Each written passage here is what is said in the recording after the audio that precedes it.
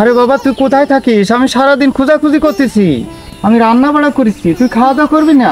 চল।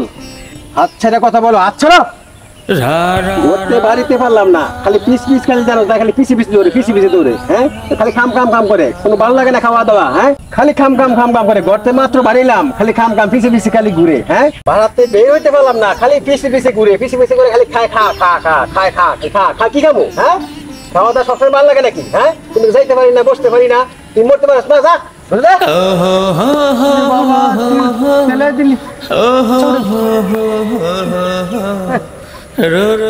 চাচা, আমি দূর থেকে অনেকক্ষণ যাবত ফলো করতেছি।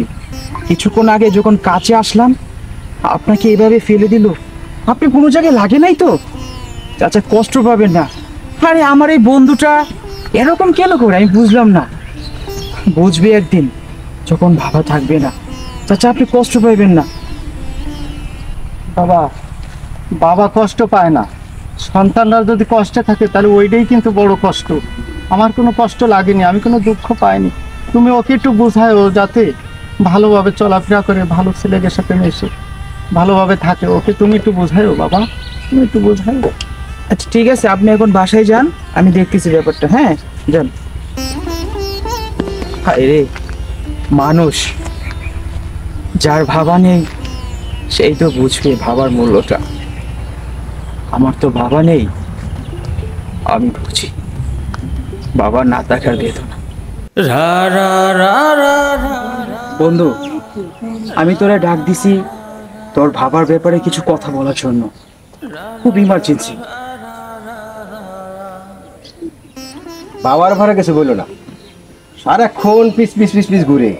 আমি তো এখন বড় হয়েছি, কই যাই না যাই পিছিয়ে পিছিয়ে ঘুরে, একটা বিরক্ত লাগে, সারাক্ষণ পিছিয়ে পিছিয়ে ঘুরে থাকে।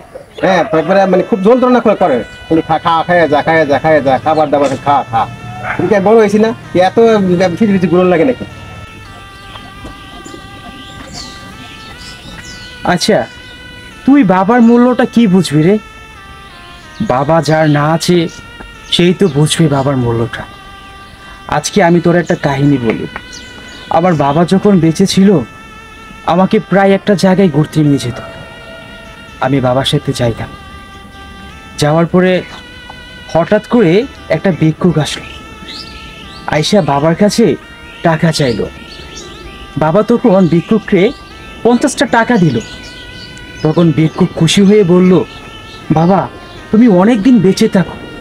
কিন্তু বাবা একটু মুচকি হেসে দিয়ে বলল, আমার জন্য না, আমার সন্তানের জন্য দোয়া করেন, যেন সে সারা জীবন বেঁচে থাকে। আজকে বাবা আমাদেরকে রেখে চলে গেছে, তুই কি বুঝবি রে বাবার মূল্যটা? যার বাবা নেই সেই তো বুঝে বাবা না থাকার কতটা বেদনা। বাবা হচ্ছে এমন একজন মানুষ রে, বাবা সন্তানের পাশে সারা জীবন ছায়া হয়ে থাকে, আর তুই সেই বাবাকে এত কষ্ট দেস। আজকে আমি তোকে একটা সত্য কথা বলবো। অবশ্যই তোর বাবা আমাকে 100 বার মানা করছিল তোকে বলতে, কিন্তু আজকে বলতে হবে। কিছুদিন আগে তোর একটা কিডনি ড্যামেজ হয়ে গেছিল, এটা সবাই জানে এলাকার। তোর কি মনে আছে? হ্যাঁ আমার তো কিডনি একটা নষ্ট হয়ে গেছিল, এটা মেডিকেল ভর্তি ছিলাম। মেডিকেল ভর্তি হওয়ার পরে পরে সুস্থ হয়ে বাড়ি ফিরলাম, কিন্তু কিডনিটা কে দিল সেটা তো আমি জানি।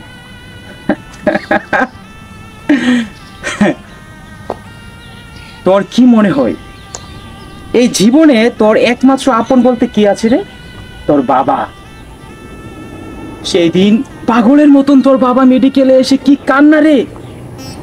ডাক্তারে বলতেছে আমার জীবন নিয়ে নেন, আমার সন্তানরে বাঁচাইয়া দেন।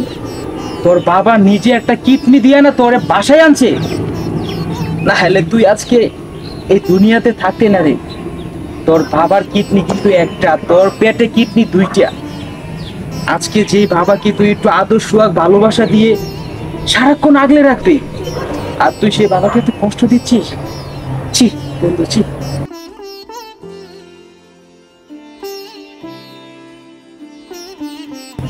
আর কান্না করিস না, নিজের ভুল যদি বুঝতে পারোস বাবার কাছে ক্ষমা চা। একবার যদি বাবাকে হারাস রে বন্ধু, আমরা তো ওর আপন না, কেউ আপন না তোর। বাবার তো আমি অনেক কিছু বাজে রাগারাই করছি, মানে গালাগালি করছি, তাহলে তো এটা আমার ঠিক হয়েছে না, আমার অন্যায় হয়েছে। তাহলে বাবার কাছে আমার ক্ষমা চিত্ত হইব। যা, এক্ষণ যা, এক্ষণ যা, যা।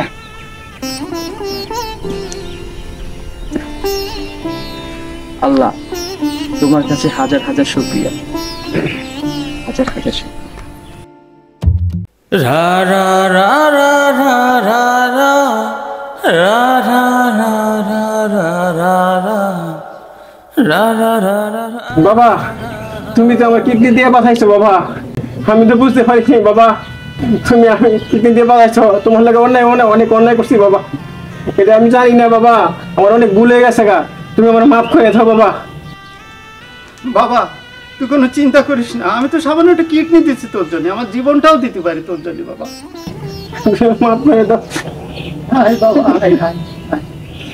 আমরা কেউ বাবার মূল্যটা বুঝি না, আর যেই বাবা আমাদের জন্য এত পরিশ্রম করে, যেই বাবা আমাদের স্বপ্ন পূরণ করার জন্য জীবনে কত কিছু ত্যাগ করেন, রোদে বৃষ্টিতে ভিজে সারা দিন কষ্ট করেন, দিন শেষে 5 টাকা দিয়ে একটা সিংড়াকে সারা দিন কেটে নেয় শুধুমাত্র সন্তানের মুখে হাসি দেখার জন্য। আর সেই বাবাকে আমরা কষ্ট দেই। একজনই আছেন যে বাবা আমাদের জন্য জীবনটাও দিতে পারেন। চলুন, আমরা এই ভিডিওটা শুধুমাত্র করা হয়েছে আপনাদেরকে বোঝানোর জন্য।